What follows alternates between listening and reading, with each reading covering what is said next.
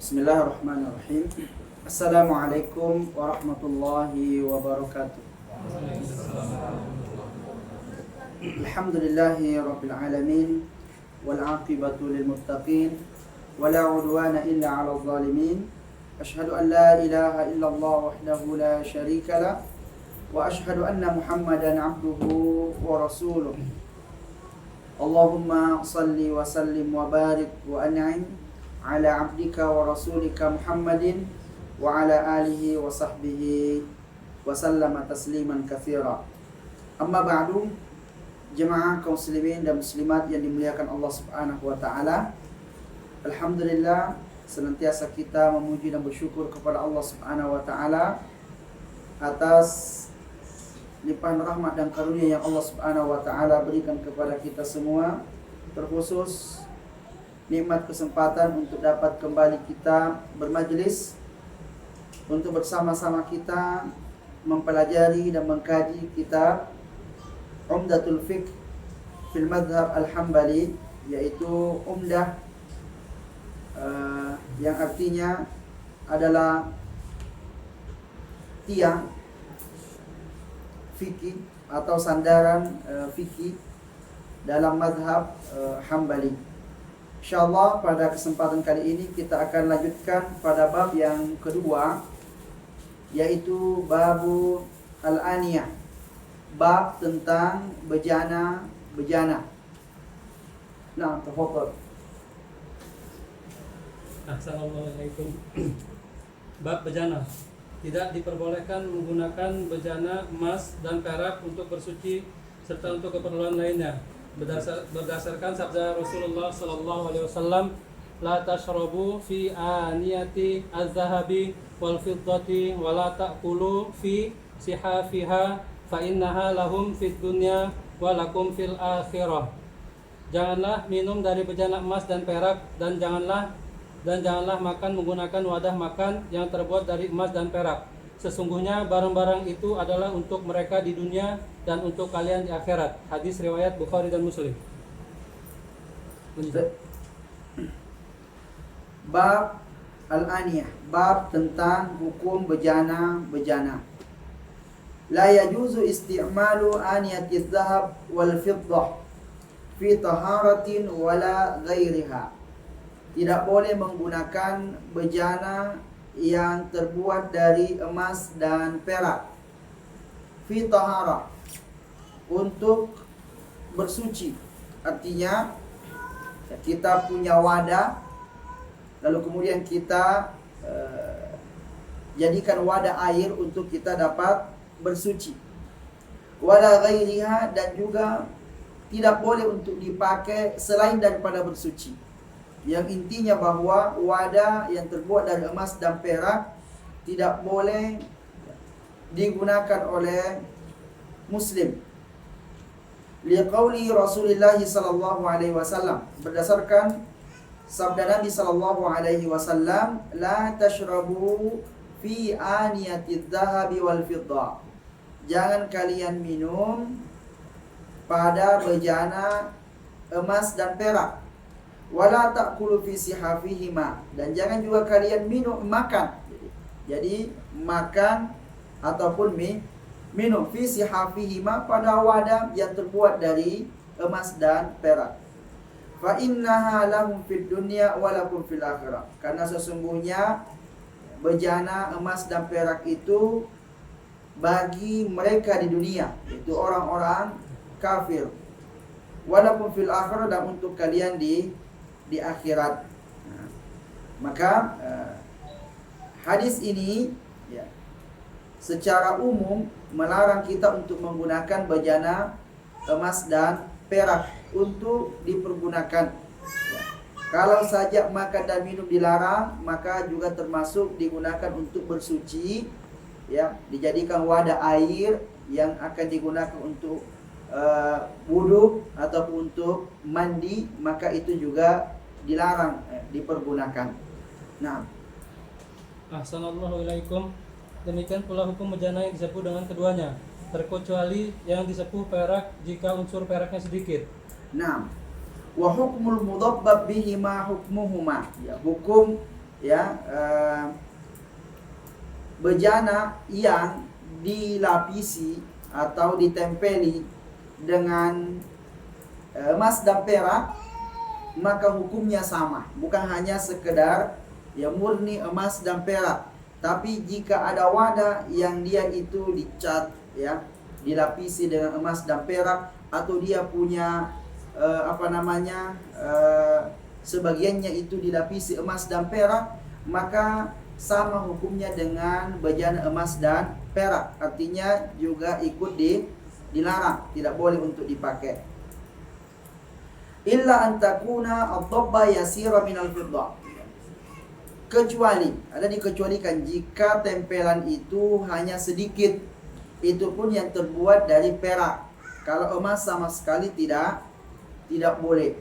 Ada yang dibolehkan ya, tapi hanya dari perak saja. Itu pun kalau seandainya berlubang gitu, kemudian ya kita ambil fiddah ya, perak untuk dijadikan ya, penempelnya supaya nggak bocor gitu. Kalau ada bocor kemudian ditutupi dengan perak, maka itu dibolehkan. Tapi kalau ya hanya yasira itu sedikit ya, bukan ya banyak gitu ya. Dan itu disebutkan sangat dibutuhkan untuk dilakukan itu. Yang jika seandainya ada cara lain untuk menutupi daripada retak, menutupi daripada lubang pada bejana, maka lebih baik digunakan yang lainnya saja ya, jangan menggunakan perak. Nah, Ahsanallahu ilaikum. Diperbolehkan menggunakan seluruh jenis bejana lain yang suci dan diperbolehkan menggunakan bejana dan pakaian milik ahlu kitab selain tidak diketahui kenajisannya. Nah, kemudian berikutnya berpindah pada bejana selain daripada emas dan perak. Jadi tadi khusus pembahasannya ini karena ada dalil khususnya untuk tidak boleh digunakan bejana emas dan perak. Kemudian kita sebutkan tadi ada yang dibolehkan ya jika itu terbuat dari perak, itu pun jika sangat dibutuhkan menutupi ya, lubang-lubang yang ada pada bejana besi mungkin yang perlu untuk ditutupi. Berikutnya selain daripada bejana emas dan perak, disebutkan ya juzu isti'malu sa'iril aniyah at-tahira wa ittikhadhiha ya. Boleh menggunakan semua bejana-bejana yang lain selain bejana emas dan perak dengan syarat at-tahira, dengan syarat dia suci ya, dengan syarat dia wattikhazuha ya, dan ya, membuat bejana selain daripada emas dan perak. Artinya kita mau buat boleh, yang sudah jadi pun boleh kita pakai. Walau kanat samina, ya, disebutkan oleh pensyarahnya, walaupun bejana itu ya selain dari emas dan perak harganya mahal, mungkin lebih mahal dari emas dan perak. Ada nggak kira-kira ya bejana yang dia itu tidak terbuat dari emas dan perak tapi harganya lebih mahal dari emas dan perak? Misalnya yakut ya, seperti disebutkan yang mutiara, mungkin mutiaranya besar gitu bisa dipakai untuk minum gitu kan. Wa ghairi samina ya, dan juga bejana yang murah. Jadi walaupun harganya mahal, yang penting selain daripada emas dan perak boleh untuk dipakai. Apalagi jika harganya murah, seperti yang terbuat dari plastik ya, terbuat dari kayu, terbuat dari tanah dan yang lainnya. Lianna Nabi sallallahu alaihi wasallam tawadda'a min turin min sufrin wa tur min hijara wa min kirba. Karena Nabi sallallahu alaihi wasallam itu pernah berwudu dari bejana kuningan, dari bejana kuningan, tapi kuningannya bukan emas dan perak. Kemudian juga Nabi sallallahu alaihi wasallam pernah ya, berwudu dari bejana yang terbuat dari tanah. Kemudian bejana yang terbuat dari batu dan seterusnya. Ya. Waqtasala min jafnatin ruya warawal Bukhari min turis sufri wa inna majal istimalu samin li'annahu laysa fihi kasru qulubil fuqara li'annahu la ya'rifu illa khawasun nas. Ya. Dan disebutkan kenapa tidak boleh kita itu menggunakan emas dan perak, karena itu akan menjadikan orang-orang miskin ya hatinya hancur. Disebutnya hatinya hancur. Kenapa hancur? Ya, karena ya, sesungguhnya mereka itu sangat membutuhkannya seperti itu, tapi malah dipakai untuk makan, dipakai untuk minum. Ya terlalu mewah lah, terlalu yang membuat nanti orang-orang miskin itu iri dengan kondisi orang tersebut.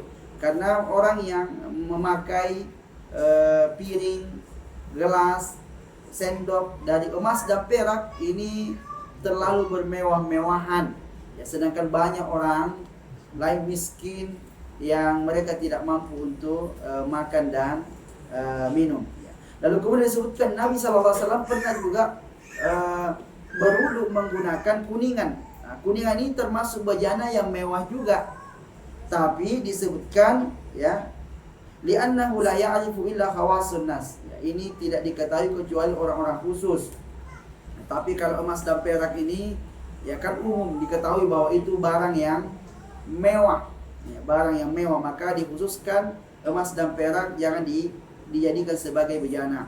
Tapi kalau seandainya ada ya benda lain yang lebih mahal dari emas dan perak kemudian dijadikan sebagai bejana untuk makan dan minum, maka itu tidak mengapa, sebab orang pun tak ngerti itu apa, itu barang apa dia itu.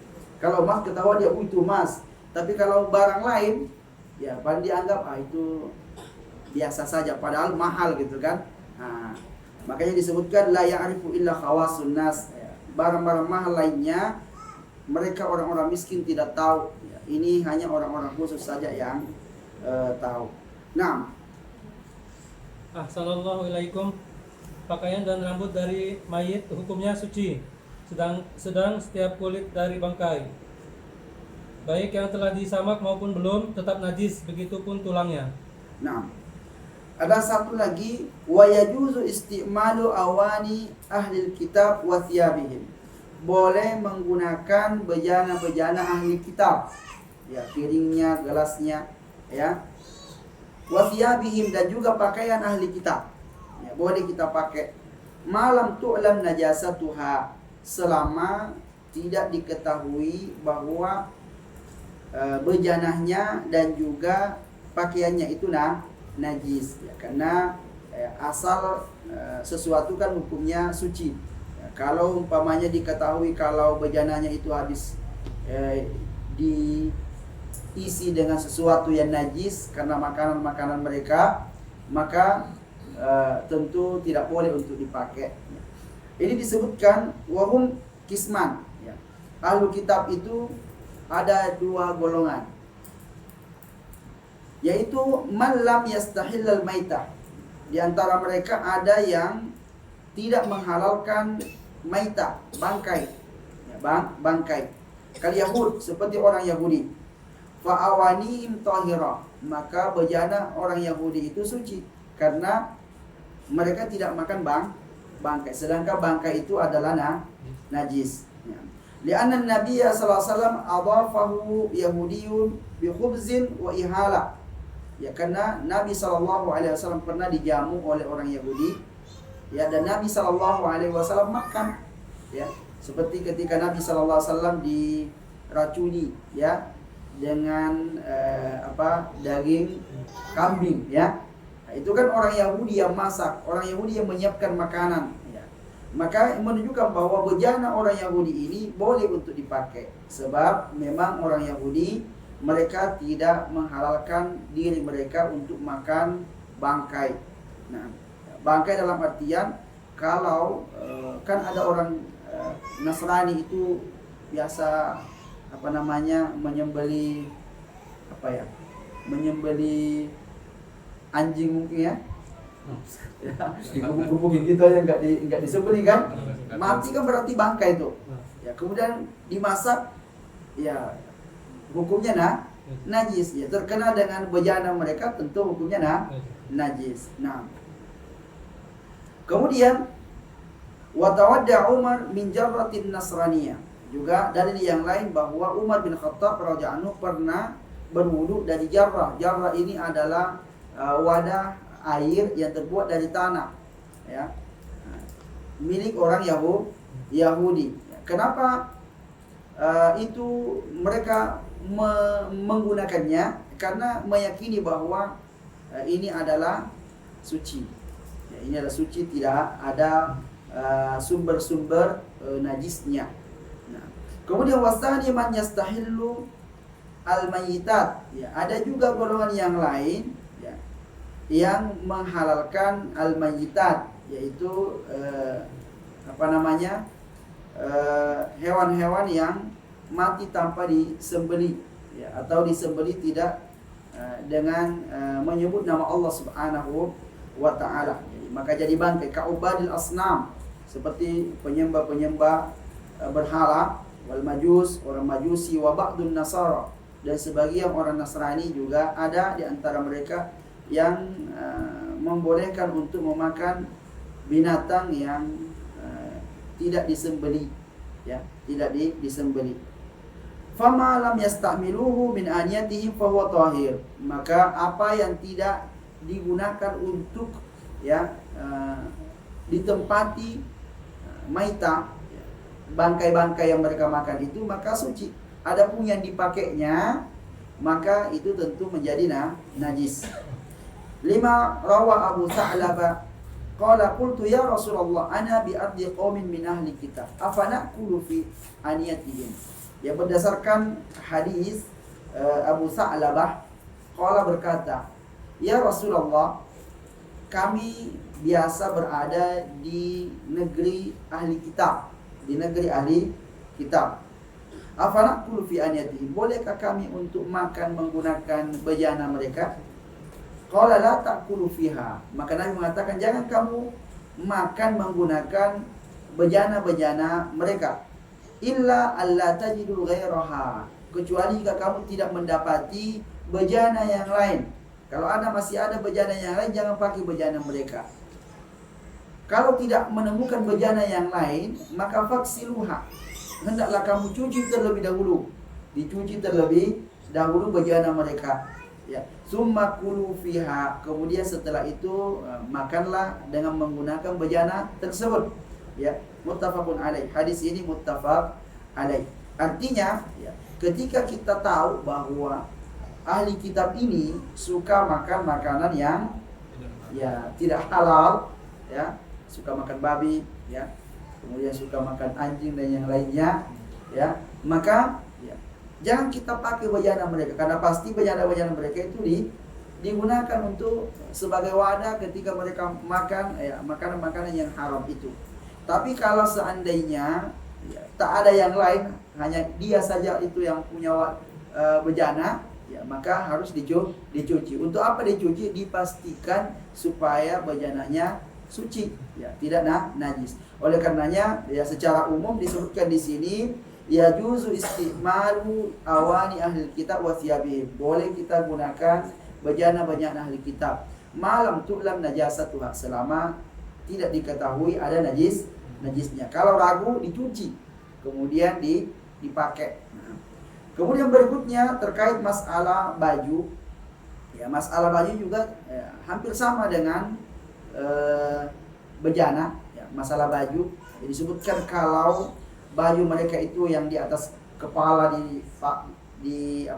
dipakai, maka ini jauh dari najis, ya, seperti peci, topi, mungkin imamah, disebutkan bahwa kalau seperti itu maka boleh untuk dipakai secara langsung karena jauh dari najis. Adapun kalau pakaiannya yang tersentuh dengan kulitnya, maka ini yang perlu diperjelas, ya, ada najisnya atau enggak gitu. Kalau seandainya baru dicuci gitu kan, ini bersih nih, tak ada najisnya, ya, sebab mereka, ya, tidak begitu memperhatikan masalah kebersihan. Kadang-kadang mereka nggak cebok gitu kan, kita pakai nanti. Nah, itu, ya, beda dengan muslim. Ya, muslim ini, ya, secara umum ya, karena ajarannya tidak boleh sama sekali tidak cebok, harus benar-benar dibersihkan, maka bisa kita ghalibuz zon ya, yang persangkaan kita yang besar itu suci ya, karena mereka menjaga pakaian mereka dari najis. Kalau mereka urusan najis tidak begitu diperhatikan, maka hukumnya sama tadi. Kalau seandainya baru dipakainya, nah ini kalau bisa nggak ada yang lain, ya udahlah kita pakai, tapi betul-betul kita tanyakan dibersih nggak gitu. Nah, apalagi kalau kita ingin gunakan untuk melaksanakan sholat, tiba-tiba kita mampir rumah, pinjam sarungnya Pak. Kalau sarungnya nggak terlipat gitu, nggak habis dicuci, nah ini kan meragukan, ini harus dipakai nih. Nah, nanti taunya nanti kotor gitu, nah najis. Nah,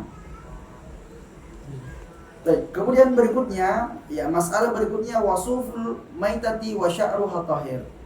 Ya, terkait masalah maita, bangkai. Suf ini bulunya. Ya, bulunya wa sya'ruha sama saja. Ya. Bulu daripada bangkai tahir, hukumnya suci. Hukumnya Kenapa suci? Li'annahu la ruha fiha. Karena bulu-bulu ini, atau ya bulu bahasa kita ya, bulunya itu tidak ada ruhnya, tidak ada ruhnya. Wala yahulluhul maut, dan dia itu nggak hidup, dalam artian kalau digunting gitu nggak terasa gitu ya, tidak terasa. Hewan itu kalau umpamanya bulunya digunting kan dia nggak merasakan sakit ya. Falayan yusubil maut, oleh karenanya dia tidak ikut najis karena hewannya itu mati ya. Kalbait juga hukumnya sama dengan telur. Punya ayam petelur itu kalau kadang-kadang kita beli ada telurnya di dalam. Nah, kalau seandainya ada ayam petelur itu mati, tahu-tahu dibuka ada telurnya 2 biji di dalam, apa hukum makan telurnya itu? Maka dikatakan telurnya halal. Ya, telurnya halal karena dia sudah terpisah dengan ayamnya. Ya, di mana ketika ayam itu hidup lalu kemudian telurnya keluar kan sudah nggak ada urusan dengan ayamnya kan. Maka dia pun kalau mati dan telurnya masih ada di dalam, ya sudah tertutup dengan cangkangnya itu. Kalau masih kuning-kuning, nah itu masih menyatu dengan ayamnya. Tapi kalau sudah jadi telur, maka telur itu hukumnya halal ya.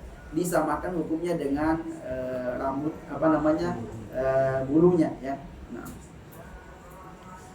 Wa dalilu annahu la ruha fiha. Dalilnya bahwa bulu itu tidak ada ruhnya, annahu la yahissu wa la ya'lam. Dia itu kalau dipegang dia enggak terasa. Nah, begitupun kalau dipotong dia tidak merasa sakit. Wa li annahu law infasala hal haya kana tahiran. Dan juga kalau dia itu dipisahkan dari hewannya di saat dia masih hidup, ya di saat dia masih hidup, itu hukumnya suci. Maka walau kana fihi haya la tanajjasa bidzalik. Seandainya ya ada kehidupan di dalam bulu-bulu itu, maka hukumnya najis. Karena Nabi SAW mengatakan maqutia minal hayyati fahuwa maita. Apa yang terpotong dari hewan yang hidup, dari anggota tubuhnya, maka itu hukumnya bangkai. Umpamanya ada ayam terputus sayapnya satu, maka sayapnya itu ini hukumnya bangkai. Jangan masih hangat-hangat, bolehlah kita goreng gitu. Nah, nggak boleh ya, tidak boleh. Atau terpotong pahanya satu kan, pahanya besar pula ini, ya kan? Nah, bolehlah kita goreng masih hangat lagi. Nah, tidak boleh karena itu sudah hukumnya bangkai. Namun kata beliau, ketika bulu-bulu hewan itu diambil di saat dia masih hidup, kan hukumnya suci, suci. Ya. Jadi ketika dia mati pun dia jadi bangkai, kemudian diambil bulunya, tetap dia menjadi suci. Karena kalau masih hidup kemudian dipotong, maka dia akan jadi bangkai kalau seandainya itu ada kehidupannya. Nah, baik. Wan numu la yadullu al haya bidalil hashish wal bait. Ya, kata beliau, wan numu, tapi kan bulu-bulu itu tumbuh lama-lama panjang gitu kan. Nah, kata beliau, bertambahnya bulu panjang itu bukan menunjukkan bahwa dia hidup, katanya. Bahwa dia hidup. Bidalil hashish wal bait, seperti telur, ya, seperti telur juga sama hukumnya. Ya, jadi telur itu ya lama-lama dia kan jadi besar, ya, jadi besar, kemudian keluar dan terpisah dengan ayamnya. Nah, baik. Nah, ini hanya ingin menjelaskan bahwa alasan kenapa ya bulu-bulu itu, bulu ayam kah, bulu kambing kah, dan bulu hewan yang lainnya itu ketika hewannya mati, bangkai, lalu dia tetap menjadi suci. Alasannya adalah li'annahu la ruha fiha, karena pada bulu itu tidak ada ruhnya. Kemudian beliau mencoba mencari dalil bahwa memang tidak ada ruhnya. Ya, apa dalilnya? Kalau digunting nggak sakit gitu kan. Nah, jadi tapi kan ada tumbuh, katanya tumbuh itu bukan menunjukkan hidup. Nah, baik. Wa kullu jildi maitatin dubigha aw lam yudbaq fa huwa najis, ya. Dan semua kulit bangkai yang disamak dan juga yang belum disamak, semuanya hukumnya najis. Ini mazhab Hambali. Mazhab Hambali, karena ada dalil lain, nanti disebutkan ada qaul lain dari Imam Ahmad bahwa kalau sudah disamak, dipisahkan dari dagingnya, walaupun dia itu bangkai, maka kulit itu menjadi suci. Namun di sini disebutkan bahwa 5 rawa Ahmad fi musnadihi bi isnadihi an Abdullah bin Ukaim anna Nabiy sallallahu kataba ila Juhaina kuntu rakhastu lakum fi juludil maita fa idza atakum kitabi hadza fala tantafi'u minha bi ihabin wala asbin. Ya. Berdasarkan hadis yang diriwayatkan oleh Imam Ahmad dari Abdullah bin Ukaim bahwa Nabi SAW pernah menulis surat ke Juhaina, sebuah suku Juhaina. Dia mengatakan, kuntu rakhastu lakum fi juludil maita. Dulu pernah aku berikan kalian rukhsah, keringanan untuk menggunakan kulit bangkai, bangkai. Maka apabila suratku ini telah sampai kepada kalian, jangan kalian lagi mengambil manfaat darinya. Artinya jangan kalian lagi pakai, ya, biihabin wala asbin, ya. Walaupun itu, ya, pokoknya kulit dari hewan bangkai sama sekali tidak boleh kalian lagi mengambil manfaat darinya. Ya. Qala Imam Ahmad, berkata Imam Ahmad, isnaduhu jayyid, ya, sanad hadis ini baik, artinya itu boleh untuk dijadikan sebagai hujjah. Bagi mazhab Hambali menganggap bahwa hadis ini nasih penghapus untuk dalil yang sebelumnya. Artinya karena dia mengatakan dulu pernah saya bolehkan, sekarang tidak boleh, berarti kan mansuh hukumnya, ya. Ya, karena ada hadis lain yang mengatakan bahwa ayyuma ihabin dubigha faqad tahura, ya. Semua kulit hewan yang dipisahkan dari dagingnya, ya, sudah dikuliti gitu, maka kulit itu menjadi suci. Suci. Ya. Bisa saja, ya, ini dulu hukum awal begitu, kemudian hukum akhirnya ternyata dilarang. Nah, ini sebagai dalilnya, ya. Kemudian juga disebutkan bahwa waqala Tirmidzi, berkata Imam At-Tirmidzi, sami'tu Ahmad ibn al-Hasan yaqul kana Ahmad ibn Hanbal yadhhabu ila hadzal hadis lima dzukira fihi qabla wafatihi bi syahraini, ya. Kata beliau, kata Imam At-Tirmidzi, karena Imam At-Tirmidzi belajar kepada Imam Ahmad. Jadi Imam sebuah Ahmad ibn al-Hasan Asy-Syaibani, itu nama Imam Ahmad. Dia mengatakan bahwa adalah Imam Ahmad berpendapat dengan hadis ini, ya, dengan hadis ini sebelum beliau wafat 2 bulan. Dia rubah pendapatnya. Pendapat sebelumnya boleh menggunakan, ya, kulit hewan bangkai. Ya, kalau ada umpamanya ada sapi yang mati atau kambing yang mati, ya masih ada yang bisa dimanfaatkan dari bangkai itu. Apanya? Kulitnya. Namun ya, sebelum beliau meninggal, 2 bulan sebelum meninggal, beliau berpindah pendapat dan menjadikan hadis ini sebagai dalilnya. Ya. Wa kana yaqul, dan dia berkata, hadza akhiru amri Rasulillah sallallahu alaihi wasallam summa taraka Ahmad hadzal hadis lamma tarabuhu fi isnadihi. Ya. Kata beliau, ya, ini adalah ucapan terakhir dari Rasulullah sallallahu alaihi wasallam. Artinya ini menjadi nasikh, penghapus hukum untuk hadis yang sebelumnya. Nah, wa anhu yadhuru minha jildu ma kana tahiran halal haya. Karena Nabi sallam wajada syatan maita faqala hal intafa'tum bi jildiha qalu innaha maita qala innama haruma akluha. Kemudian ada juga pendapat lain dari Imam Ahmad, ya, menyatakan bahwa boleh digunakan, tapi menggunakan hadis yang sebelumnya, yaitu semua kulit yang telah dipisahkan dari dagingnya maka dia berubah menjadi suci. Maka dengan itu, ya, disebutkan ala akhadu ihabaha fadabahuhu fantafa'u bihi. Ada hadis lain mengatakan kenapa orang-orang tidak mengambil, ya, kulit daripada hewan yang bangka itu sehingga dia bisa menjadikannya bermanfaat. Kemudian ada juga hadis mengatakan inna ma haruma akluha, ya, bangka itu yang diharamkan hanya memakannya.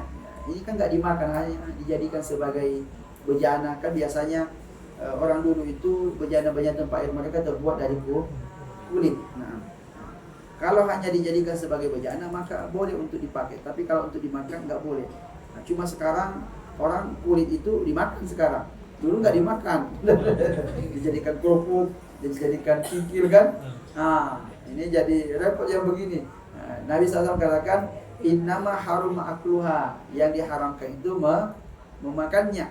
Ya, jadi kalau seandainya ada orang yang berpendapat bahwa kulit bangkai itu boleh diambil dan berubah menjadi suci, itu kalau dipakai selain daripada untuk dimakan. Kalau dimakan tetap tidak boleh. Nah, wa kullu maitatin najisa, semua bangkai itu najis, ya, liqaulihi ta'ala, karena firman Allah Subhanahu wa taala, hurrimat alaikumul maitah, ya, diharamkan atas kalian bangkai. Dan ini umum, tak ada pengecualian. Lalu dikecualikan illa al-adami, kecuali bangkai manusia. Bangkai manusia, bahasanya bukan, kalau manusia bukan bangkai, ya, mayat. Jadi mayat manusia itu, ya, itu hukumnya suci. Jadi manusia hidup dan mati itu jasadnya suci. Beda kalau ada hewan, ayam mati, ya, bangkai kalau kita pegang maka kita menjadi najis, harus dicuci tangan kita. Kalau manusia tidak. Lianna Nabi sallallahu qala li Abi Hurairah, karena Nabi sallallahu pernah berkata kepada Abu Hurairah, subhanallah innal mu'mina la yanjus. Subhanallah, orang mukmin itu tidak najis, ya. Jadi baik itu hidup ataupun mati, ya. Walam yufarriq bainal haya wal maut, wa li'annahu law najisa bil mauti lam yajib ghusluhu li'annahu yakunu taksiran lin najasa. Ya, kata beliau, ya, hadis ini tidak membedakan mukmin itu atau muslim itu hidup ataupun mati. Yang jelas secara umum orang mukmin itu tidak najis. Wa li'annahu law najisa bil maut, dan kata beliau seandainya manusia itu najis karena dia mati, ya, lam yajib ghusluhu, tak perlu dicuci katanya. Karena kalau dicuci yakunu taksiran lin najasa, akan semakin banyak najisnya kalau dicuci, ya kan? Ya, akan kemana-mana gitu najisnya. Maka ketika manusia itu dicuci ketika dia meninggal, menunjukkan bahwa dia tidak najis. Karena seandainya dia najis, tak perlu juga ngapain dicuci, ya kan? Ngapain mau dicuci, tetap aja najis. Sama umpamanya ayam, dia mati gitu. Bagaimana supaya ayamnya suci? Nggak ada bisa lagi berubah jadi suci. karena dia sudah mati. Mau dicuci berkali-kali pun tidak akan berubah menjadi suci, karena memang dia najis karena zatnya, karena dia sudah bangkai. Manusia kan tidak, ya. Manusia tidak. Betul menunjukkan bahwa manusia itu dia dalam keadaan mati pun dia masih suci. Tapi kenapa mesti dibandingkan? Ya, karena kadang ada kotoran-kotoran yang menempel pada dirinya, maka itu yang dibersihkan. Nah, kemudian ini ya hewan air itu sudah dibaca belum ya? Ya. Assalamualaikum. Setiap bangkai adalah najis kecuali bangkai manusia dan hewan air yang hidupnya hanya di air. Berdasarkan sabda Nabi Muhammad SAW tentang hewan laut, huwa tahuru ma'uhul hillu maitatuhu. Laut itu airnya suci dan bangkainya halal. Hadis riwayat Bukhari dan Muslim. Terus dan berikutnya, hewan yang tidak memiliki jiwa, maksudnya darah yang mengalir seperti belalang, cacing, ulat dan sebagainya, selagi perkembangbiakannya tidak berasal dari benda-benda najis, hukumnya suci. Nah, jadi secara umum tadi disebutkan bahwa semua bangkai itu najis kecuali ada pengecualiannya. Satu, manusia. Kedua adalah hewan yang hidup di air. La ya'ishu illa fihi. Dia tidak hidup kecuali di air.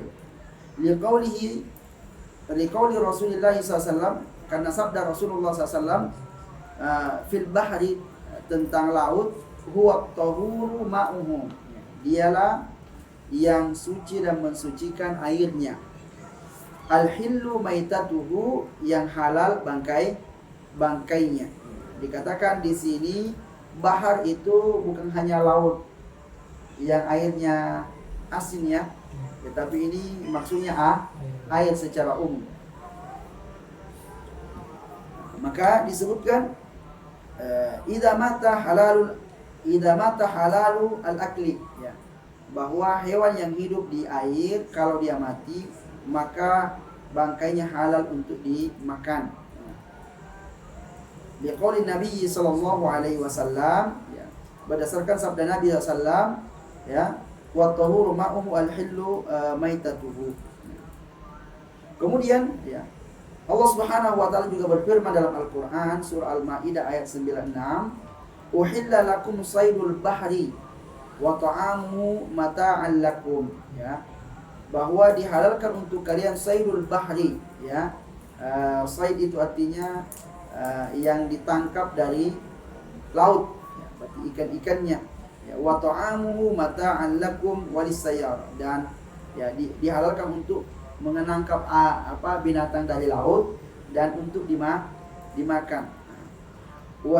Wahillul akli yadullu ala taharah, dan bolehnya untuk dimakan menunjukkan bahwa hewan itu suci. Li'anna najis la yahillu aklu, karena najis itu tidak boleh untuk dimakan. Jadi ketika Nabi SAW mengatakan al-hillu maitatuhu, yang halal bangkainya, di sini diambil pendalilan bahwa bangkai air itu hukumnya suci. Kenapa suci? Kan tidak ada penjelasan suci, hanya boleh dimakan. Ya, karena najis itu, yang najis tidak boleh untuk dimakan. Berarti kalau boleh dimakan berarti hukumnya suci. Nah, kemudian yang ketiga yang dikecualikan dari bangkai yaitu mala nafsa lahu sa'il, yaitu hewan yang tidak ada darahnya mengalir. Jadi kalau kita lihat binatang nggak ada darahnya, berarti bangkainya suci. Ai mata kira tahirun idza lam yakun mutawallidan minan najasat. Juga ya hewan-hewan kecil yang dia itu tidak berkembang biak dari benda yang najis. Ya, contoh disebutkan di sini ada ulat-ulat ya. Ulat-ulat, kadang-kadang ulat itu hidup dari buah-buahan ya. Itu tidak najis itu tidak najis. Tapi kalau dia hidup dari bangkai, ini repot nih. Ya kan? Dia itu berkembang dia dari bangkai. Biasanya bangkai kalau busuk ya banyak ulat-ulatnya kan, ulat-ulatnya itu ikut najis. Nah, tapi kalau ada ulat-ulat yang berkembang biak dari benda yang tidak najis, maka dia tidak najis bangkainya. Seandainya dia jadi bangkai, maka dia tidak najis. Li'anna Nabi sallallahu alaihi wasallam qala. Ini dalilnya dari mana dalilnya? Nabi sallallahu mengatakan, "Idza waqa'adz dzubabu fi ina'i ahadikum." Apabila lalat masuk ke dalam bejana air kalian, falyamkulhu, ya hendaklah dia celupkan salah samarat 3 kali. Summa liyatrahu, kemudian setelah itu dia buang lalat itu, ya. Dia buang lalat itu. Fa inna fi ahadi janahaihi shifaa'un wa fil akhari da'. Karena salah satu dari sayapnya itu adalah penyakit dan satunya adalah penawarnya, ya. Wa innahu la yattaqi billadhi fihi da', ya. Dan sesungguhnya ya sayap satu itu akan menghilangkan penyakit-penyakit yang ada pada sayap sebelahnya. Nah, qala Ibnu Munzir, sabata anna Rasulullah sallallahu alaihi wasallam qala dzalika laula annahu tahir ba'da mauti lama amara bimaklihi salasan. Kata Nabi sallallahu kalau seandainya lalat itu tidak suci, tidak mungkin disuruh celupkan ke dalam. Ya, tidak mungkin disuruh celupkan karena ini lalat ketika masuk ke dalam minuman, ke dalam air, ya, kemungkinan dia masih hidup, kemungkinan dia sudah mati. Dan solusinya kalau ada lalat masuk ke dalam, dicelupkan tiga kali. Ya, habis itu dibuang. Ya. Kalau seandainya lalat itu bangkai, najis bangkainya gitu, berarti airnya ikut najis. Ya, mestinya jangan disuruh celupin gitu. Kalau disuruh celupin semakin parah kan? Nah, semakin parah. Maka dengan itu ini dikiaskan, lalat ini dikiaskan. Kenapa lalat itu kalau dia mati, bangkainya itu tidak najis? Ya, maka dicari-cari apa ya penyebabnya. Oh, nggak ada darahnya, nggak ada darah. Maka apa kira-kira hewan-hewan yang tak ada darahnya? Nyamuk. Ada darahnya nyamuk nggak? Itu darah manusia. Kalau darah bias itu atau apa? Belalang, kemudian disebutkan an-nahl itu nahla, lebah, ya. Kemudian semut, ya. Itu hewan-hewan yang tak ada darahnya. Maka bangkai hewan-hewan ini dia tidak najis. Nah. Kemudian disebutkan wa ashbahadun al-khal. Lalu kemudian juga ulat-ulat yang ada pada khal. Khal ini adalah cuka. Artinya ketika masa fermentasi mungkin ada ulat-ulat yang muncul di situ, ya. Kan diambil dari apel ke apa gitu, kemudian difermentasi lama, disimpan gitu, dan lalu kemudian berubah menjadi cuka. Dalam masa itu mungkin saja ada ulat-ulat yang muncul di masa fermentasi. Maka kalau seandainya itu mati, ya kan masuk ke itu kan, ke cukanya gitu kan. Tapi cukanya pun nggak jadi najis gitu, ya, karena dia hidup dari sesuatu yang tidak najis. Nah, fa innahu la yunajjisul ma'a alladhi tawallada minhu ijma'an wa amma ma tawallada minan najasat fayanjus li anna aslahu najis. Dan adapun tadi ulat-ulat yang hidupnya dari sesuatu yang najis, maka tentu dia akan jadi najis karena asalnya dari najis. Nah, jadi intinya bahwa pembahasan tentang maita, pembahasan tentang bangkai, itu umumnya bangkai semuanya najis. Yang dikecualikan 3 hal tersebut, ya. Dan ada juga disebutkan bahwa al-jarad, ya, al-jarad, belalang. Secara khusus disebutkan belalang, bahwa belalang itu tidak perlu disembelih karena boleh untuk dimakan. Orang-orang Lombok itu masya Allah, ya, dulu waktu kami mondok itu mereka suka pergi cari belalang gitu, dikumpulin di botol, nanti lama-lama habis pulang digoreng sama dia, dimakan. Nah, belalang mungkin kita aja yang nggak pernah coba gitu ya. Kalau pernah coba mungkin ketagihan nanti. Ya, nah, jadi dia dibiarkan mati, nggak ada masalah, mati nggak perlu diambil pisau kemudian dipotong kepalanya gitu kan. Jadi mati, jadi kan kalau dia mati jadi bangkai itu, ya, tapi ini bangkai yang dibolehkan untuk dimakan. Nah, alasannya kenapa belalang itu boleh dimakan bangkainya? Karena nggak ada darahnya, karena tidak ada darahnya.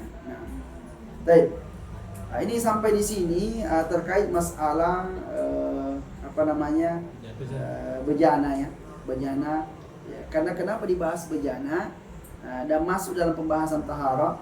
Karena orang dulu itu bejananya adalah kulit, maka dia bahas dimasukkan pembahasan bejana dalam pembahasan taharah.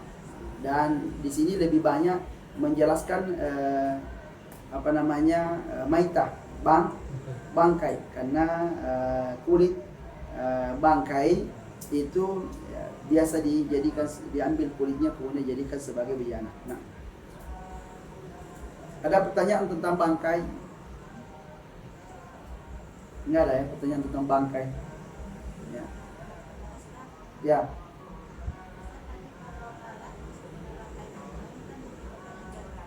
Ya.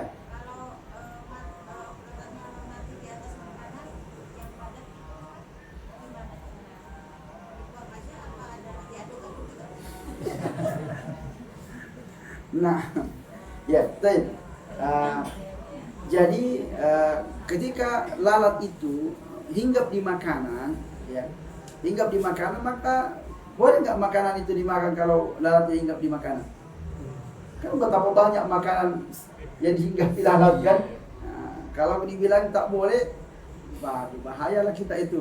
Nanti ya, makanan ini jadi nggak boleh semua dimakan karena lalatnya hinggap di situ ya. Ya, dan ya tentu sayapnya tidak sampai, karena kalau dia di air itu kan mungkin ada menyebar dia.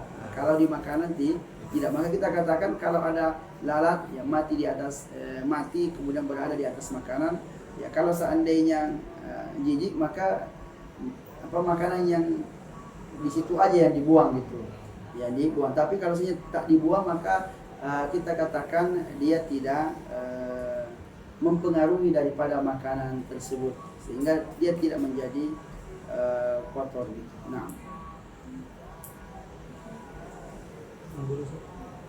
masalah bulu ya. Bulu yang najis tetap najis kalau dipergunakan dari hewan. Nah, kalau dia dari najis, jadi contoh bulu babi, maka tetap najis karena babi ini secara ini dia zatnya najis semuanya, najis, maka tidak ada yang bisa dimanfaatkan dari sesuatu yang asalnya najis. Nah, ini berbeda kalau kambing, kan asalnya suci ya. Nah, kemudian dia berubah jadi najis karena mati, maka bulunya masih bisa dipakai. Baik.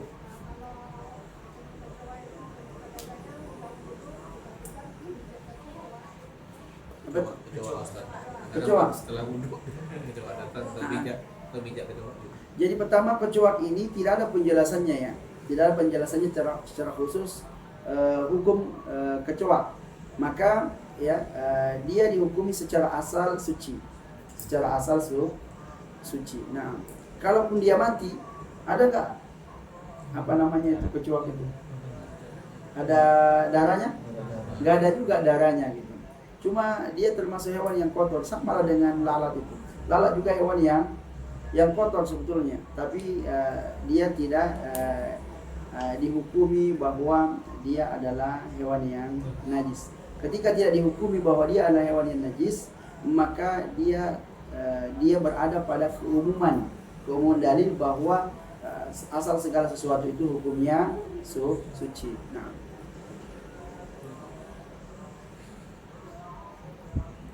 baik, nggak ada pertanyaan, kita lanjut lagi. Ini bab qada'il hajah, bab tentang buang hajat. Nah, ini di mazhab Hambali itu begini rentetan pembahasannya, mulai dari najis, Nanti habis itu aniyah, kemudian habis itu bab qadul hajat, buang hajat, adab-adab buang hajat. Naam. Ya. Assalamualaikum. Bab buang hajat. Disunahkan bagi yang akan masuk ke kamar mandi untuk berdoa, Bismillah, a'udzubillahi minal khubuthi wal khabaithi. Dengan menyebut nama Allah, aku berlindung kepada Allah dari gangguan syaitan jantan dan syaitan betina. Hadis riwayat Muslim. Dan menambahkan dengan doa minarrijsin najasi asyaitonir rajim. Aku juga berlindung kepadamu dari kotoran yang najis, yaitu setan yang terkutuk. Hadis riwayat Ibnu Majah. Bab tentang adab-adab buang hajat. Inilah agama kita, agama yang sangat-sangat sempurna. Ya, pernah suatu ketika ada orang Yahudi bertemu dengan Muslim itu menjelaskan bahwa agama kami itu agama yang segala sesuatunya itu ada penjelasannya. Sampai-sampai dia mengatakan sampai buang hajat ada. Oh iya, sampai buang hajat ada penjelasannya dalam agama kami, yaitu kami tidak boleh menghadap kiblat dan membelakangi kiblat. Ini sampai urusan-urusan seperti ini itu diatur dalam agama kita. Ya. Jadi sangat luar biasa agama kita ini memberikan kepada kita petunjuk hidup agar kita tidak salah dalam melangkah dalam hidup ini. Ya. Juga semalam kami menyampaikan materi tentang bagaimana Islam mengajarkan kepada kita merawat daripada jasad kita, dan jasad penampilan pakaian itu semuanya lengkap penjelasannya, ya, sehingga disebutkan urusan kesehatan itu masya Allah Nabi Shallallahu Alaihi Wasallam ya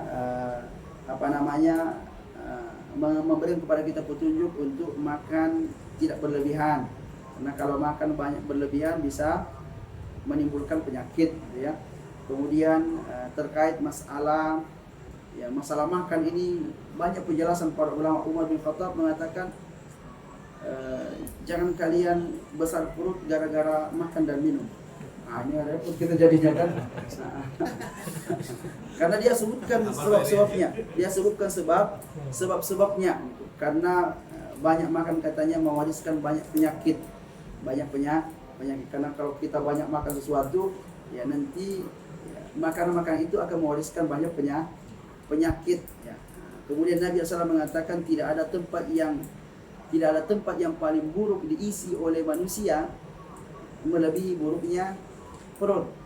Ya, jadi kalau diisi terus, nah ini buruk kata Nabi SAW. Namun jika memang harus diisi, ya, kalau nggak diisi repot kita kan, mati pula kita kalau tak diisi gitu. Maka fasulusun li ta'amihi wa sulusun li syarabihi wa sulusun li tanafusihi. Sepertiga makan, sepertiga minum, dan sepertiga untuk bernapas. Tapi kan kadang-kadang lewat kita. Makannya itu 2/3 2/3 untuk nasinya gitu kan. Untuk minumnya tak lagi. Jadi bernapasnya udah gak ada ruang gitu. Jadi memang agama kita kalau kita telusuri semua petunjuk-petunjuk Rasulullah SAW maka sungguh sangat lengkap. Tak ada perkara yang kita ingin cari dalam agama kita ini kecuali di situ ada penjelasannya. Nah, termasuklah di dalamnya adalah qadaul hajat, membuang hajat. Disebutkan yustahabbu liman arada dukhulal khala'i an yaqula bismillah a'udzubillahi minal khubuthi wal khaba'is. Dianjurkan atau disunnahkan bagi orang yang hendak masuk ke dalam khala, ini kamar mandi. An yaqul khala ini artinya ke tempat yang sepi. Karena kalau masuk kamar mandi ya sendirilah kalau mau buang hajat. Mungkin berdua bertiga kan. Makanya khala itu dijadi khali, tempat khali atau tempat yang kosong. Ya. Baik. An yaqul untuk berkata bismillah. Bismillah. Kemudian ditambah a'udzubillahi minal khubuthi wal khaba'is. Ya. Dengan nama Allah aku berlindung ya, kepada Allah dari syaitan laki-laki dan syaitan perempuan. Juga Nabi SAW menjelaskan bahwa ala ya'jizu ahadukum an yaqula idza dakhala mirfaqahu Allahumma inni a'udzubika minar rijsin najisi al-khabis al-mubigh asy-syaitan ar-rajim. Ya.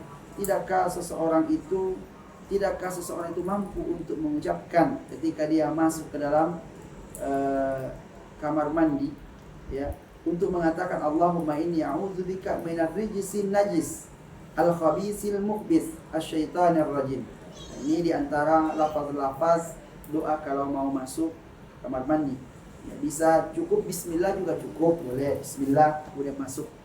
Kemudian mengatakan Allahumma inni a'udzubika minal khubuthi wal khaba'is juga cukup. Kalau digabungkan juga boleh. Bismillah, Allahumma inni a'udzubika minal khubuthi wal khaba'is. Kemudian di beberapa riwayat ada tambahannya minar rijsin najis asyaitani ar-rajim. Karena disebutkan apa tujuannya kita membaca doa ini kalau kita masuk kamar mandi adalah supaya mata-mata syaitan itu tidak melihat aurat manusia, jadi sitru, disebutkan penghalang antara pandangan syaitan dengan aurat manusia kalau manusia masuk ke dalam kamar mandi adalah dengan ucapan bismillah, bismillah atau Allahumma inni a'udzubika minal khubuthi wal khaba'is. Jadi kalau sering lupa, ketawa-ketawa lah syaitan itu kan, gratis dia lihat. Ya. Mestinya ini yang selalu menjadi hal yang diingat, ya. Hal yang diingat kalau kita masuk ke kamar mandi, nanti ada pula yang ngintip saya kan. Kalau umpamanya kita ada orang yang selalu mau ngintip kita kalau kita masuk kamar mandi, pastilah berani kita langsung buka pakaian dalam kamar mandi, cari dulu celah-celah ini supaya tak terlihat gitu kan. Maka ini ternyata karena syaitan itu bisa melihat kita nggak bisa melihat dia. Ya, begitu yang disebutkan dalam Al-Quran, di mana mereka itu mampu melihat kalian, tapi kalian tidak mampu melihat dia. Dan tempatnya syaitan itu di tempat-tempat yang kotor. Ya, maka termasuklah kamar mandi itu. Maka jangan sampai kita lupa akan hal ini. Walaupun tidak wajib hukumnya karena hanya disebutkan yustahabbu, disunnahkan. Tidak wajib, tapi ya malu juga kita kalau dilihat sama syaitan gitu ya. Ya, kita tidak berpakaian. Nah, terus. Assalamualaikum. Apabila keluar dari kamar mandi hendaknya membaca Ghufranaka, aku mohon ampunanmu. Hadis riwayat Abu Daud. Alhamdulillahillazi azhaba 'annil adza wa 'afani. Segala puji bagi Allah yang telah menghilangkan dariku rasa sakit dan menjaga kesehatanku. Hadis riwayat Ibnu Majah. Nah, jadi yang kedua, ya, idza kharaja, apabila dia keluar, ada lagi doanya. Kalau masuk ada doanya, kalau keluar ada doanya. Di antara doanya adalah ghufranaka. Ini singkat aja. Jadi umpamanya masuk bismillah, keluar ghufranaka. Masa kita nggak bisa mengucapkan itu, ya kan? Nah, itu yang dimaksud Nabi SAW. Masa seseorang di antara kalian lemah, tidak mampu untuk mengucapkan itu ketika dia masuk dan ketika dia keluar. Padahal itu ucapan yang sangat ringan untuk diucapkan. Tapi Masya Allah, karena ringannya itulah mungkin ya, akhirnya kita sering lupa gitu kan. Padahal sangat ringan untuk kita sebut dan manfaatnya sangat besar gitu. Nah, kemudian yang kedua di antara doanya alhamdulillahilladzi azhaba 'annil adza wa afani. Ini doa yang kedua. Kalau seandainya digabung ghufranaka alhamdulillahilladzi azhaba 'annil adza wa afani juga boleh. Nah, Assalamualaikum. Hendaknya mendahulukan kaki kiri ketika masuk dan kaki kanan saat keluar dari kamar mandi. Hendaknya tidak membawa benda apapun yang ada tulisan nama Allah Azza wa Jalla kecuali jika dibutuhkan. Saat buang hajat hendaklah duduk dengan bertumpu pada kaki kirinya, walaupun ia telah berada di tempat yang jauh lagi tertutup dan memilih tempat tanah yang lunak. Berikutnya adab yang ketiga, ketika seseorang buang hajat adalah yuqaddimu rijlahul yusra fid dukhul wal yumna fil khuruj. Ya, hendaklah dia mendahulukan kalau masuk kaki kiri, kalau keluar kaki kanan. Li'anna al-yusra lil adha wal yumna lima siwa. Ya, karena memang seperti itulah, ya, kanan itu untuk yang baik-baik, kemudian kiri itu untuk yang kotor-kotor. Kotor. Nah, maka kamar mandi kalau masuk kan kotor, kalau keluar bersih. Sama kalau kita masuk masjid, di dalam bagus, di luar jelek kan gitu ya. Maka kalau masuk masjid kaki kanan masuk, kalau keluar kaki kiri, jadi terbalik dari kamar mandi. Nah, kemudian wala yadkhuluhu bi syai'in fihi ismullah taala illa min hajah. Janganlah dia membawa sesuatu masuk ke dalam kamar mandi yang ada nama Allah Subhanahu wa taala illa min hajah, kecuali jika sangat dibutuhkan, ya. Tanzihan lahu, ya. Ini kenapa dilarang, ya, tanzihan lahu, sebagai bentuk pensucian atas nama Allah Subhanahu wa taala. Wa qad rawa Anas, ya, Anas bin Malik telah meriwayatkan hadis, karena Rasulullah SAW idza dakhala al-khala wada'a khatamahu. Nabi SAW kalau masuk kamar mandi, beliau mencopot cincinnya, ya, cincinnya. Wa qala hadisun munkar, namun warawahu Abu Daud wa qala hadisun munkar. Ini riwayat Abu Daud, namun dikatakannya hadis ini munkar, artinya hadis ini dhaif. Wa qila inna ma wada'a khatamahu li'annahu fihi Muhammadun Rasulullah. Ya, dan ada yang mengatakan kenapa Rasulullah SAW mencopot cincinnya ketika masuk kamar mandi, karena di situ tertulis Muhammadun Rasulullah. Fa in adarahu fassahu ila batini kaffi fala ba'sa. Ya, namun jika orang punya cincin yang di situ ada nama Allah, lalu kemudian kan awalnya di atas tuh, kemudian dirubah putar ke bawah, kemudian dia gini, dia tutupi begini, maka hukumnya boleh, boleh. Artinya ini kalau seumpama kita punya nama Allah gitu, kemudian masukin dompet tersembunyi kan, nggak kelihatan gitu, ya, atau masukin di saku, nggak kelihatan, nggak nampak, maka itu hukumnya boleh. Kemudian HP yang ada Qur'annya boleh, karena dari matiin nggak kelihatan kan, kecuali kalau sambil buka-buka Al-Quran di dalam di HP ini nggak boleh gitu. Tapi kalau ditutup, dimatiin, atau maksudnya aplikasinya tidak dibuka, maka dibolehkan. Yang dilarang oleh para ulama itu menjadikan Al-Quran nada dering, karena nanti pas masuk WC nelpon kan Alhamdulillahirabbil alamin, ya, dalam WC bunyi-bunyi gitu kan, jadi tidak baik. Maka para ulama mengatakan, ya, janganlah Al-Quran itu dijadikan nada dering. Lagi pula, ya, tak pantas Al-Quran dijadikan nada dering, karena itu sama halnya menghinakan Al-Quran. Juga Syekh Al-Utsaimin rahimahullah ta'ala ditanya, bagaimana kalau hadis? Tetap aja hadis nggak boleh, pakai syair-syair aja katanya sebagai nada dering gitu. Jangan menggunakan Al-Quran ataupun hadis, karena keduanya itu tujuannya bukan untuk begitu. Nah, kemudian fa ihtaja ila dzalika dakhala bihi wa satarahu li'anna halatu darurah. Apabila dia sangat butuhkan untuk dia bawa masuk, nanti kalau ditaruh di luar banyak orang pula kan, ada yang ambil nanti mahal pula, maka boleh untuk dibawa masuk. Wasatarahu, dan hendaklah dia menutupinya, jangan dia buka gitu. Li'annaha halatu darurah. Ya, ini kondisinya darurat. Kalau ditaruh di luar nanti hilang, khawatir, maka saat itu artinya dibutuhkan untuk kita bawa masuk. Nah, mungkin kita bawa tas gitu, tas kita ada Al-Qur'annya, ada apanya semua dalam, ya. Tapi kalau ditaruh tas kita di luar, ada nanti yang bawa pergi, pasalnya kita bawa masuk kan, gantung dalam gitu, ya, maka ini halatu darurah. Ini kondisi dianggap kondisi darurat. Kemudian wa ya'tamidu fi yulusihi ala rijlihi yusra. Ya, hendaklah orang kalau buang air dia bertumpu di kaki kirinya, ya, di kaki kiri. Li'annahu ashalu li khurujil kharij. Karena ini memudahkan untuk keluarnya sesuatu yang mau keluar, baik itu buang air besar ataupun buang air kecil. Warawa Suraqah bin Malik. Suraqah bin Malik meriwayatkan hadis, qala allamana Rasulullah sallallahu alaihi wasallam idza ataina al-khala. Rasulullah SAW mengajarkan kami kalau kami pergi buang air, an natawakka'a 'ala al-yusra, untuk kami bertumpu di kaki kiri. Jadi kalau jongkok, ya,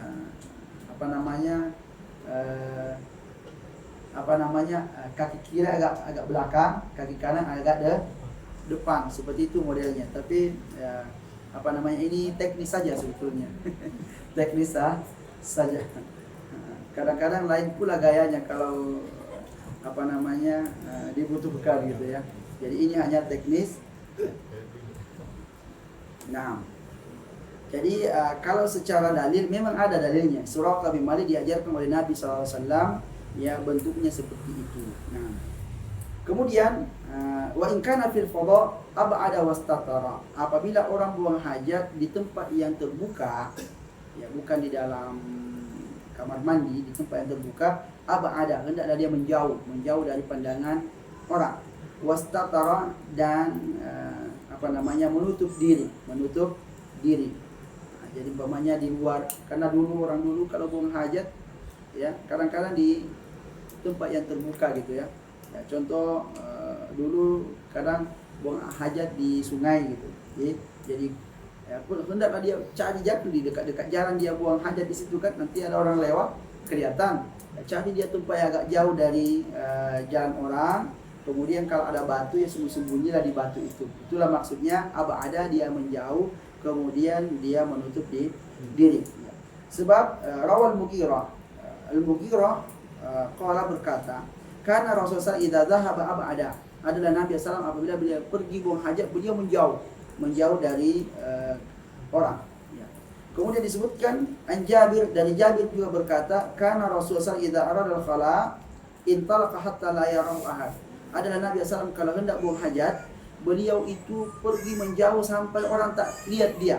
Jadi dia lihat, oh ini kayaknya kalaupun buka aurat, orang sana nggak akan sampai pandangannya ke saya. Nah, maka begitulah Rasulullah SAW. Kemudian Nabi SAW mengatakan, man atal ghaid falyastatir, fa illam yajid illa an yajma'a kasiban min ramlin falyastatirhu. Ya. Jadi kata Nabi SAW, siapa yang ingin membuang hajat atau air besar, hendaklah dia menutup dirinya. Jika dia tidak dapat sesuatu yang dapat menutup dirinya, maka kalau seandainya dia bisa menumpuk kerikil gitu, supaya dia bisa berlindung di baliknya, maka lakukanlah. Ya, ini artinya Nabi SAW sangat-sangat menganjurkan kita agar kita menutup diri di saat buang hajat. Juga disebutkan bahwa orang kalau buang hajat, ya, cara buka pakaiannya itu ya, jangan sambil berdiri membukanya. Jadi kalau buang hajat di tempat yang terbuka, jadi caranya duduk baru kemudian dibuka. Karena kalau berdiri, ini tiba-tiba ada lihat kan, kelihatanlah semuanya kan. Nah, tapi kalau dia duduk kemudian dibuka, maka itu lebih tertutup. Nah,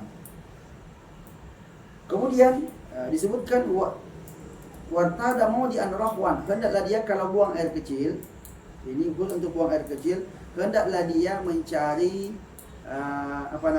tanah yang lembut, jangan yang keras. Apa sebabnya? Likaila yatarashash alaihi minhu, supaya dia tidak terpercik. Ya. Jadi kalau kencing gitu, ini pas ketemu tanah yang lembut, kalau langsung masuk airnya itu ke dalam, dia enggak tapi kalau seumpama dia kencing pas kena batu, baliklah dia kan, terpercik. Karena ini juga waqala Abu Musa, berkata Abu Musa al-Asy'ari, kuntu ma'an Nabi sallallahu alaihi wasallam fa arada an yabula fa atadamisan fi asli jidarin fabala. Ya, kata Abu Musa, saya pernah bersama Nabi SAW, kemudian Nabi SAW mau kencing. Lalu kemudian Nabi mendatangi tempat damisan yang lembut, ya, fi aslil jidar, di di pokok pondasi atau di pokok dinding, ya. Lalu Nabi kencing di situ. Jadi Nabi sengaja cari-cari yang tanah yang lembut, ya, untuk beliau kencing di situ. Beliau tidak mencari tanah-tanah yang keras. Kemudian qala, idza arada ahadukum an yabul falyatab li baulihi. Apabila salah seorang di antara kalian hendak kencing, maka hendaklah dia memperhatikan kencingnya. Artinya jangan sampai kencingnya itu terpercik. Kemudian wala yabulu fi suqubin wala syaq. Jangan dia kencing fi suqub. Sukub itu artinya ke lubang, lubang atau ke ya. Sokop itu artinya kalau ada dinding bolong, nah di situ. Kalau syak itu ke bawah ke tanah. Ya, jangan dia kencing di tempat yang seperti itu. Ya. Kenapa? Ya. Rawa Abdullah bin Syad radhiyallahu anhu, anna Nabiya sallallahu alaihi wasallam an yubala fil hujuhur. Karena Nabi sallallahu alaihi wasallam melarang orang untuk kencing di lubang. Ya. Di lubang.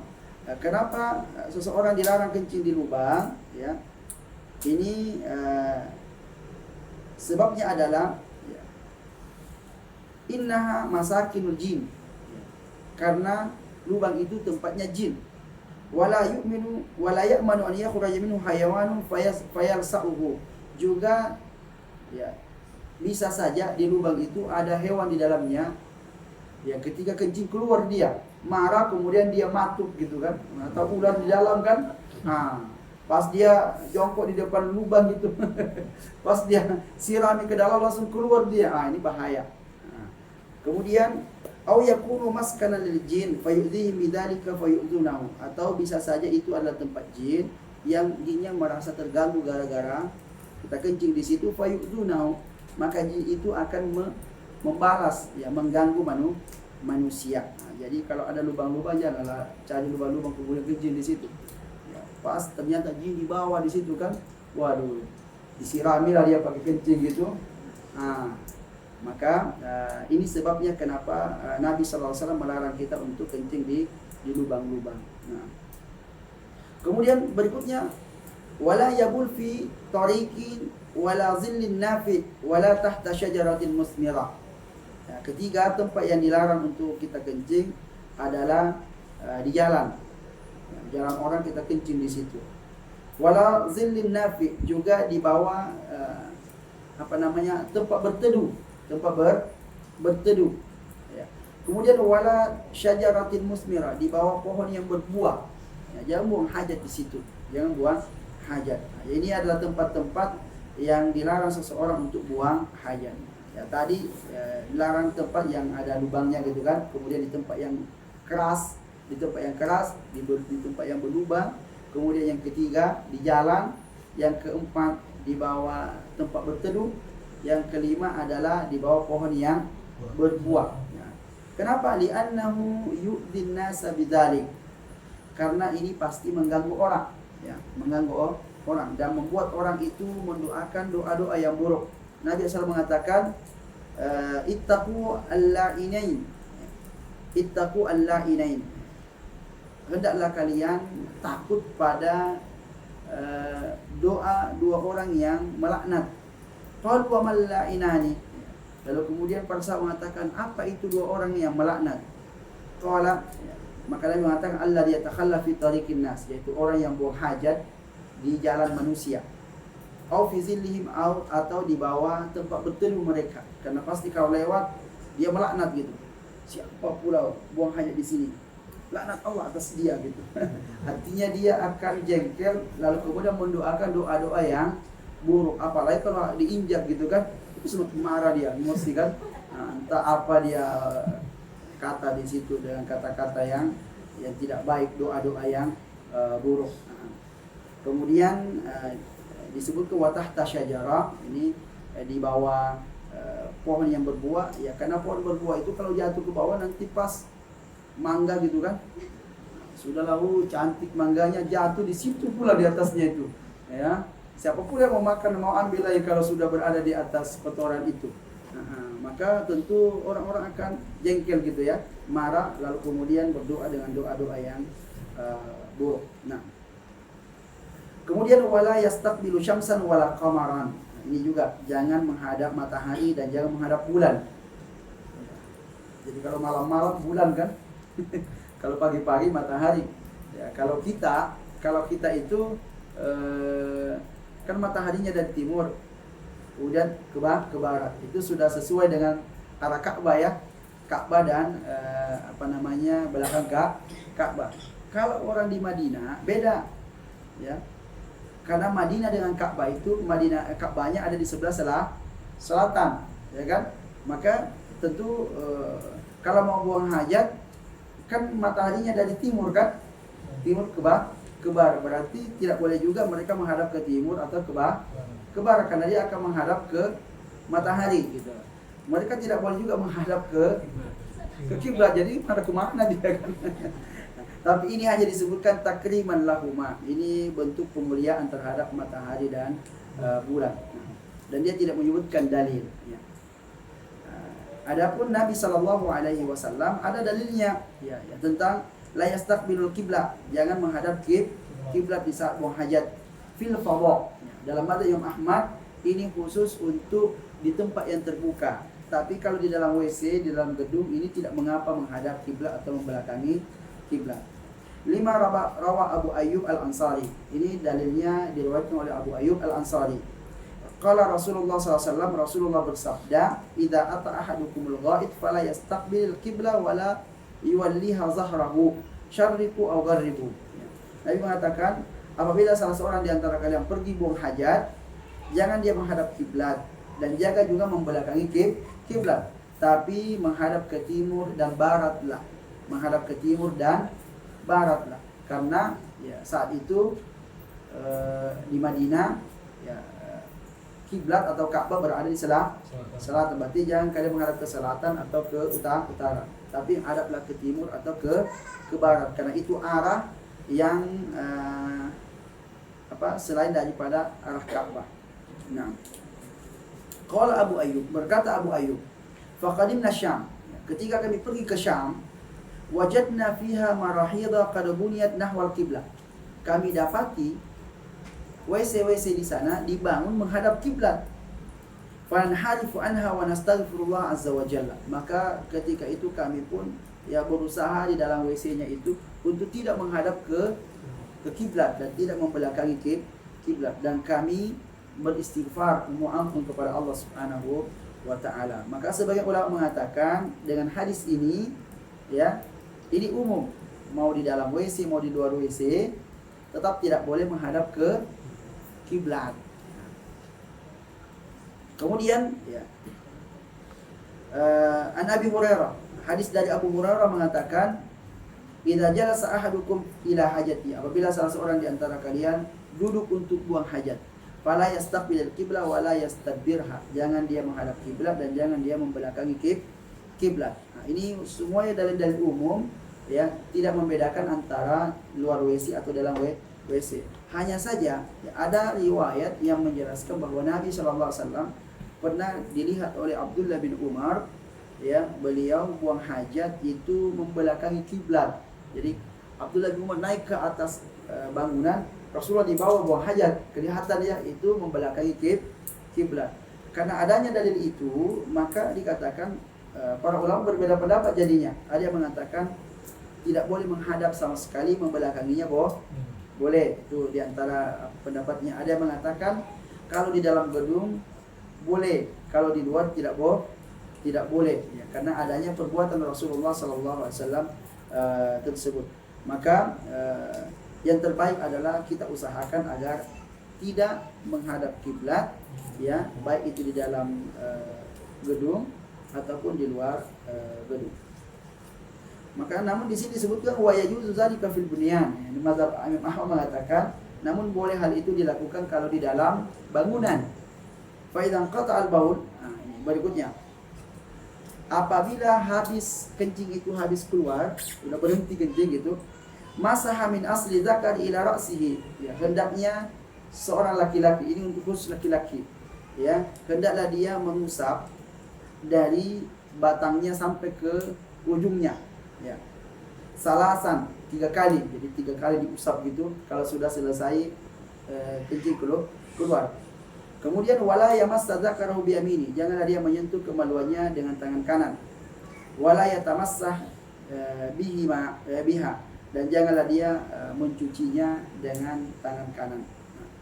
Nah, ini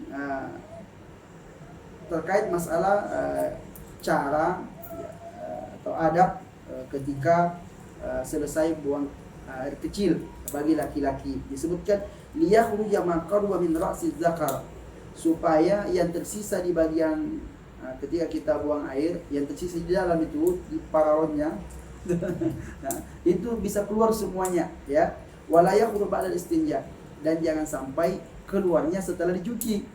Setelah buang air, kencing, kemudian udah dicuci bagian luarnya, tahu-tahu yang tersisa di tengah-tengah itu keluar lagi. Nah, ini makanya oleh karena sebelum cebok itu diperhatikan supaya semuanya dipastikan sudah keluar, tidak ada sisa-sisa. Nah, itu. Kemudian wala yamassu dzakara bi yaminihi wala yastajmir biha. Janganlah dia menyentuh kemaluannya dengan tangan kanan. Jadi kalau buang air kecil ya yang megang tangan kiri. Ya, ini sepertinya lebih ke laki-laki ini. Karena kalau perempuan enggak begitu, ya. Wala yastajmir biha, janganlah dia istijmar. Itu istijmar artinya cebok tapi enggak pakai air. Ya. Cebok tapi tidak pakai tisu atau pakai apalagi pakai batu atau yang lainnya. Nah. Summa yastajmiru witran. Hendaklah dia kalau membersihkan sisa kencing menggunakan batu, hendaknya 3 batunya atau paling tidak itu witran, artinya dia ganjil. Summa yastanjibil ma, kemudian setelah itu baru dia cebok pakai air. Nah, ini yang terbaik, dan inilah yang menyebabkan ahlu Quba dipuji di dalam Al-Quran. Di dalam Al-Quran penduduk Quba di Madinah itu disebutkan bahwa fihi rijalu yuhibbuna an yatatahharu. Di Kuba itu terdapat orang-orang yang suka kesucian. Kemudian dicari-cari apa sebabnya orang Kuba itu. Orang Kuba itu kalau mereka buang hajat, sebelum cebok pakai air, dia pakai batu dulu. Jadi dibersihkan pakai batu, habis itu baru cebok pakai air. Karena kalau langsung pakai air, kadang-kadang langsung tangan kena daripada sisa-sisa kotoran. Ya, sehingga tangan kita kadang-kadang harus dicuci lagi, dicuci pakai sabun lagi karena cium-cium masih ada sisa-sisanya nampaknya gitu kan. Nah, maka mesti dicuci lagi. Tapi kalau pakai tisu dulu, mungkin kalau kita sekarang nggak adalah pakai batu gitu kan, pakai tisu dulu, dibersihkan pakai tisu, habis itu dibuang, baru kemudian cebok pakai air, maka insya Allah pada tangan itu ya tinggal sedikit lagi untuk dibersihkan sudah bersih. Maka itu yang terbaik. Namun disebutkan di sini fa in iktasara al istijmar, seandainya ada orang mencukupkan diri menggunakan batu saja tidak pakai air, ajza'ahu, maka itu sudah cukup. Wa inna ma yujzi'u al istijmar idza lam tata'adda najasa ma'udi al hajah. Namun orang itu boleh menggunakan istijmar, boleh menggunakan batu, kalau dulu batu bahasanya yang dipakai kalau najisnya itu tidak menyebar kemana-mana, ya. Contoh kalau buang hajat, dia tidak ke kotorannya tidak ke paha gitu kan, ya memang di tempat-tempat itu aja keluarnya, maka boleh pakai batu. Tapi kalau menyebar kemana-mana nggak bisa lagi pakai batu. Gimana caranya mau membersihkan pakai batu gitu kan? Dan ini nampaknya khusus laki-laki gitu. Kalau perempuan kayaknya berat ya. Gimana caranya kalau perempuan gitu? Ya, kalau perempuan buang air kecil, tapi kalau buang air besar mungkin memungkinkan untuk menggunakan tisu atau menggunakan batu. Nah, kemudian wala yujzi aqalla min salasi masahatin manqiyah. Kalau menggunakan benda seperti tisu, maka harus 3 kali jadi mengambil 3 kali untuk masahat. Masahat itu artinya lapnya. Wa yajuzul istijmar bi kulli tahirin yunqal mahal. Boleh menggunakan selain batu untuk menghilangkan sisa-sisa sisa-sisa najis yang ada di tempat keluarnya najis. Illa raus, kecuali kotoran hewan. Kemudian wal izam, juga tulang. Wa ma lahu hurmah, dan sesuatu yang memiliki kehormatan. Ya, wallahu a'lam ya. Maka artinya ketika kita memilih untuk istijmar ya, cebok tapi tidak menggunakan air, maka boleh semua sesuatu yang lain untuk dijadikan sebagai alat membersihkan kotoran selain daripada menggunakan air. Kecuali ada yang dikecualikan. 1, kotoran hewan. 2, tulang. 3, ya sesuatu benda yang memiliki kehormatan. Ya. Yang memiliki kehormatan seperti peci. Peci itu sesuatu yang mulia gitu. Jangan pula peci dipakai untuk bersihkan gitu kan. Kan dibolehkan katanya selain daripada batu dibolehkan. Berarti kain boleh, kan kain boleh. Tapi kain yang bagaimana? Jangan kain yang memiliki kehormatan. Masa surban gitu kan, atau imamah dipakai juga gosok-gosok gitu. Ini tidak boleh karena itu adalah pakaian yang terhormat ya. Tapi kalau seumpama celana dalam mungkin ya, atau celana pendek ya, karena nggak ada yang lain, itu aja dipakai sementara kan, membersihkan, maka hukumnya boleh ya. Kemudian para ulama menambahkan makanan, karena makanan disebutkan izam itu tulang.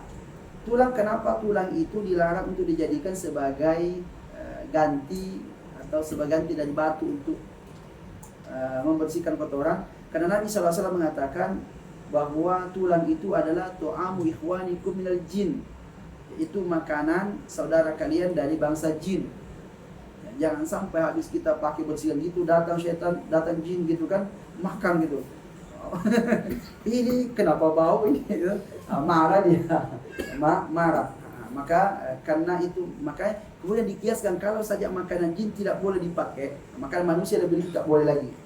Jangan sampai pakai roti dipakai gitu kan, membersihkan gitu, dibuang, nanti ada pula lewat diambilkan, dikiranya itu selainnya kan masalah gitu. Jadi ketika makanan jin, izam atau tulang ini dilarang karena Nabi sebutkan itu makanan jin, maka para ulama menambahkan kalau gitu makanan manusia juga tidak boleh. Adapun raus kotoran hewan, karena Nabi SAW pernah mau pergi buang hajat, lalu kemudian minta tolong carikan saya 3 batu. Sahabat ini ambil 2 batu, 1 kotoran keledai.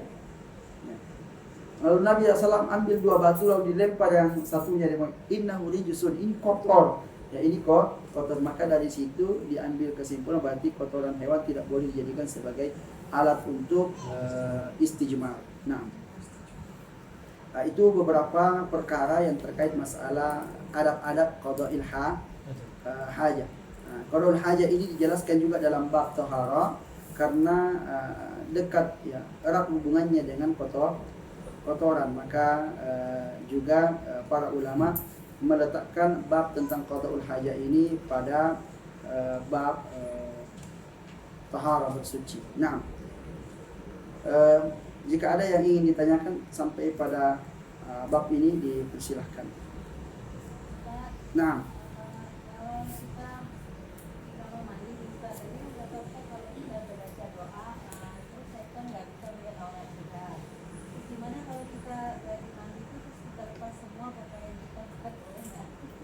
nah, membuka pakaian semuanya hukumnya boleh.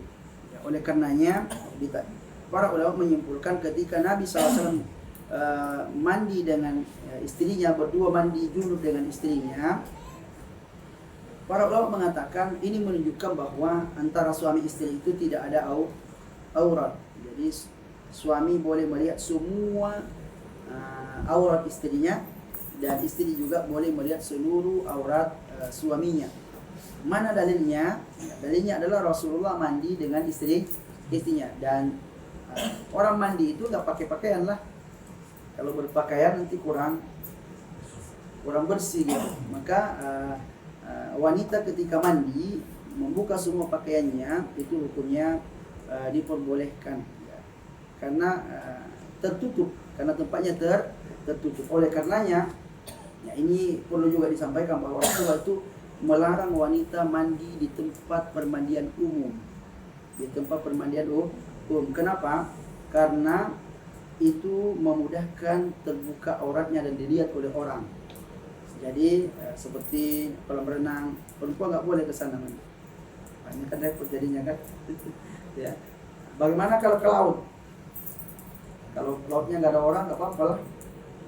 Tapi kalau lautnya ramai orang, mestinya wanita nggak mandi di situ. Mestinya wanita tidak mandi di laut.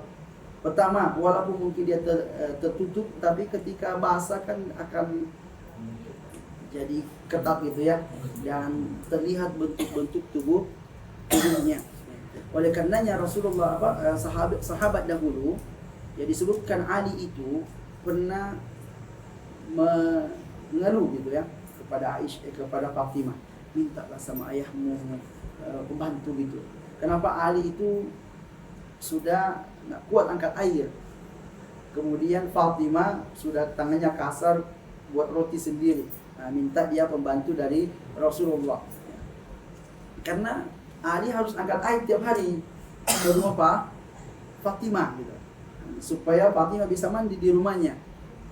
Jadi dia nggak mandi di, kalau laki-laki nggak apa-apa mandi di sumur, ya kan, itu ada tertutup di situ, mandi di situ. Ya, karena memang begitu dulu kami juga di kampung begitu. Ya, pergi mandi di sumur kan. Nah, di sumur ini kadang-kadang buat tempat-tempat khusus mandi di dalam situ. Ya, untuk perempuan dilarang mandi di situ. Namanya al-hammam. Al-hammam, kamar mandi umum. Itu tidak boleh wanita mandi di sana. Nah, dan itu jelas hadis dari Nabi sallallahu alaihi wasallam ya, larangan tersebut. Nah, ya.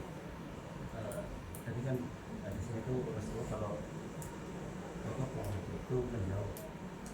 Ada di toilet laki-laki kan sekarang ada urinoid gitu, kencing gitu, malah sebelah-sebelahan itu. Nah, terkait masalah kencing ini lebih ringan masalahnya dibanding buang air besar. Ya, yang tadi itu yang harus menjauh itu buang air besar. Kalau buang air kecil, justru Rasulullah SAW itu beliau ya, seperti tadi kencing di dekat tembok ya. Kalau dekat tembok berarti dekat orang lah, karena itu dekat rumah kalau tembok gitu.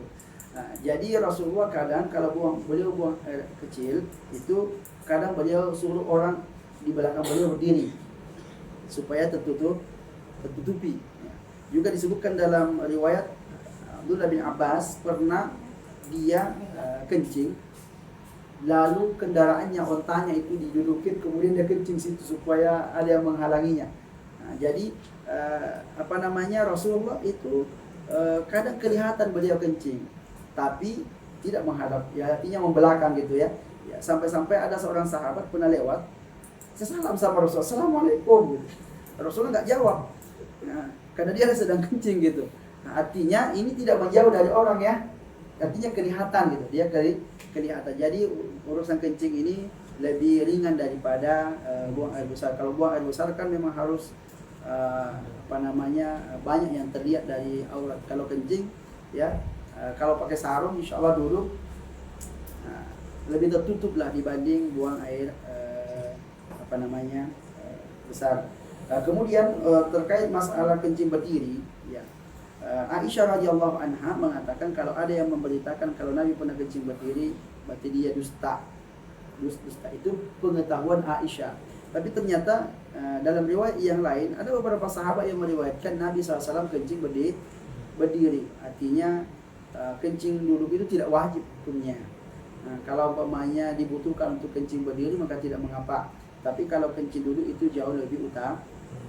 Nah, jadi kalau umpamanya ada di resi umum itu tempat itu kalau udah kebelah kali apa-apalah di situ itu ya nggak ada masalah. Tapi kalau seandainya ya tidak terlalu kebelat maka tidak mengapa nunggu yang lebih tertutup. Nah,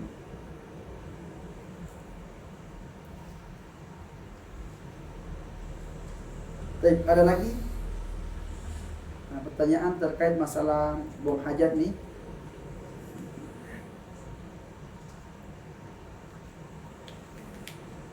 Gak ada lagi ya, kita cukupkan sampai di sini pembahasan kita terkait masalah buang hajat. Jadi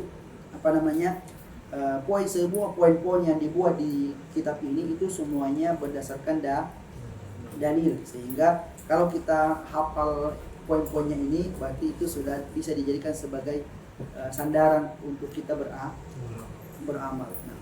Wassallallahu ala nabiyyina Muhammadin wa ala alihi wa sahbihi wasallam. Subhanakallahumma wa bihamdika asyhadu an la ilaha illa anta astaghfiruka wa atubu ilaik. Wa akhiru da'wana alhamdulillahi rabbil alamin. Wassalamualaikum warahmatullahi wabarakatuh. Waalaikumsalam.